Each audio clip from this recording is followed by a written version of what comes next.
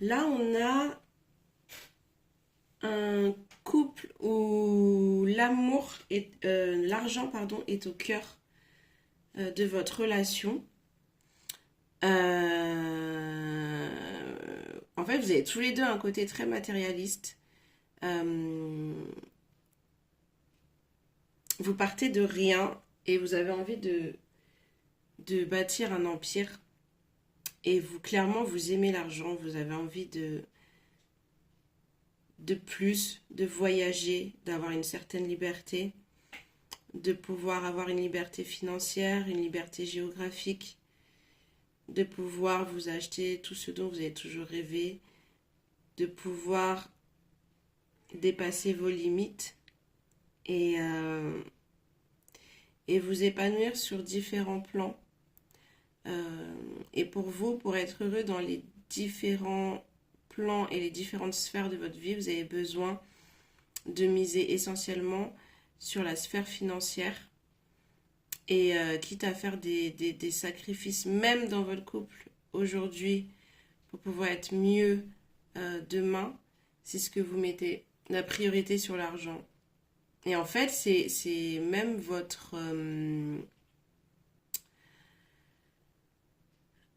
c'est votre moteur. C'est le moteur de votre couple. Le fait d'être tous les deux des personnes très ambitieuses et des personnes qui n'ont pas peur d'affronter les difficultés et de démolir les murs et d'atteindre les sommets. Donc là, l'objectif, c'est de faire de l'argent pour investir ensemble. Vous investissez sur vous, mais vous investissez aussi dans le matériel, dans les murs.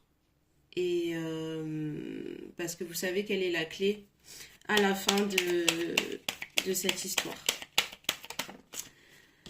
Lui il est très en avant par rapport à toi, il a une certaine maîtrise par rapport à toi et il est d'autant plus axé sur l'argent que toi. C'est-à-dire que toi, tu es dans le même état d'esprit, vous avez la même énergie, mais quelque part, tu aimerais avoir cette balance où il va venir te donner un peu plus de son temps et de son énergie. Effectivement, vous avez ces projets en commun, mais ça n'empêche pour toi que vous puissiez trouver un certain équilibre et qu'il puisse y avoir un peu plus d'attention de sa part, un peu plus de moments à deux, un peu plus de discussions où ce n'est pas tout le temps tourné vers le travail, l'avenir financier, les rêves et les projets qui sont autres que des projets amoureux, quoi. Ça reste que des projets de vie et vous n'avez pas trop de moments de partage dans la simplicité finalement,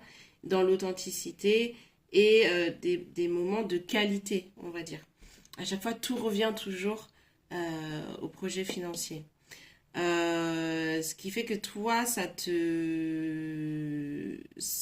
pèse, ça te crée une énergie un peu négative dans le sens où tu te sens pas complète.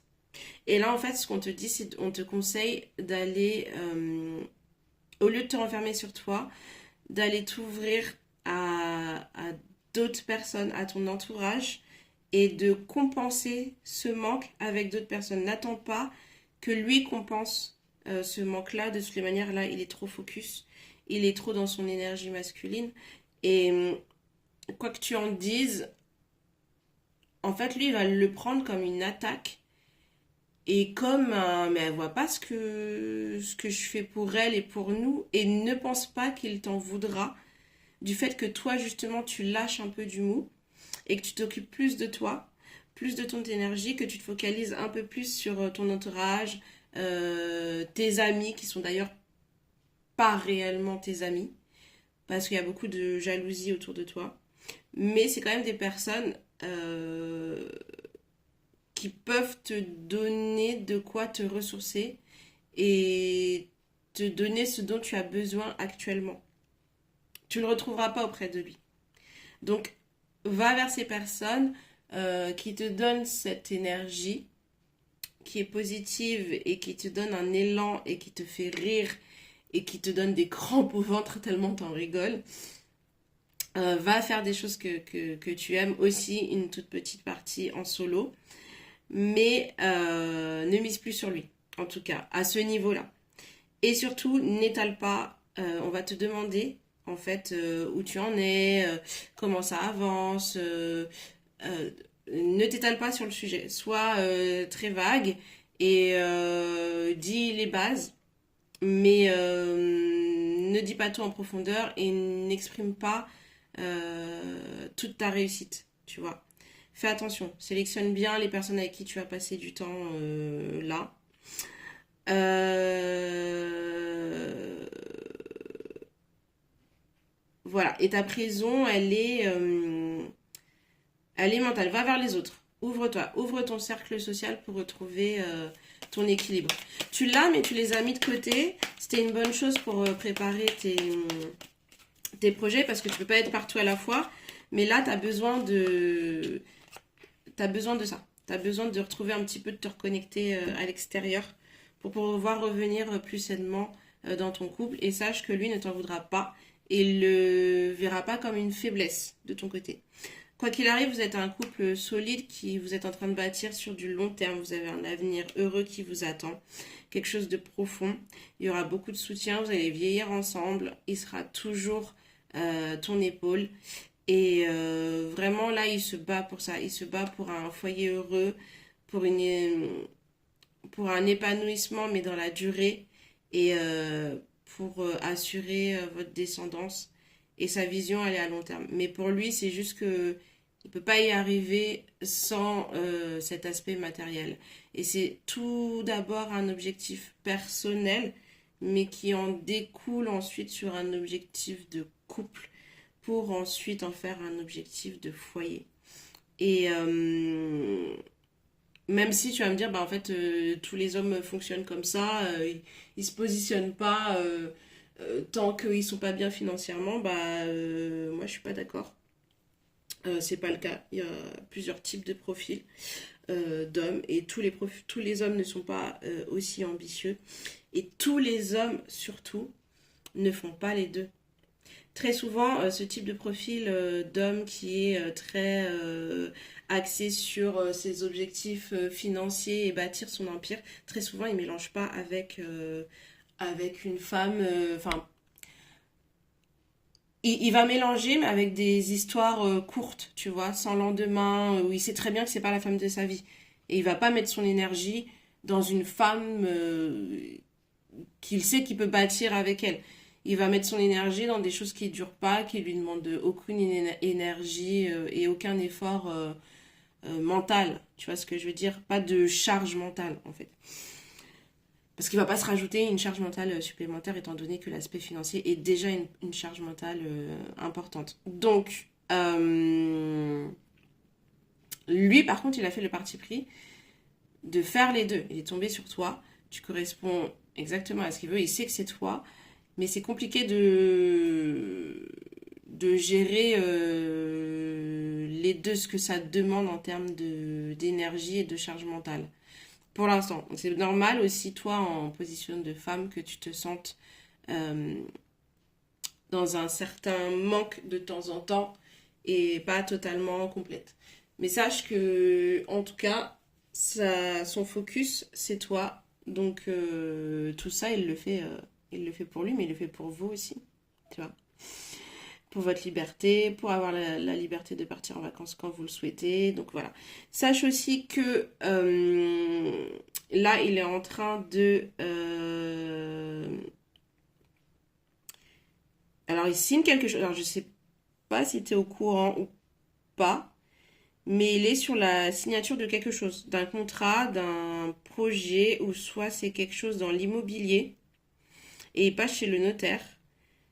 Mais il y a un truc là. Ça a l'air d'être assez gros, costaud. Enfin, c'est une belle opportunité par rapport à ce que vous avez eu auparavant. Je crois qu'il ne... En fait, c'est pas qu'il te le partage pas. En fait, j'arrive pas à voir si Oui, tu sens une sorte de distance. Tu le sens un peu différent. Du coup, ça t'émet des doutes. Tes doutes sont fondés parce qu'effectivement, il y a eu un changement de comportement. Mais le changement de comportement et cette mini-distance, c'est parce qu'il est sur quelque chose, un gros sujet. Soit il a commencé à te dire des choses, mais il te dit pas tout et tu sens qu'il te dit pas tout. Soit il te dit rien et tu sens qu'il y a quelque chose qui se trame, mais en fait c'est parce que là c'est quelque chose d'assez costaud. Et en fait lui-même a presque, c'est pas qu'il a peur d'y croire, mais il a pas envie de se faire des films et d'être dans une émotion et une excitation qui fait que du jour au lendemain ça pourrait retomber parce que finalement il s'aperçoit que il est parti trop loin dans sa tête pour rien, que finalement c'était une arnaque.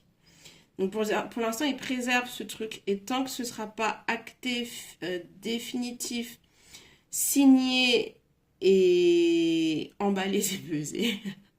Tu vas attendre que ce ne sera pas vraiment concret. Il te le dira pas en fait.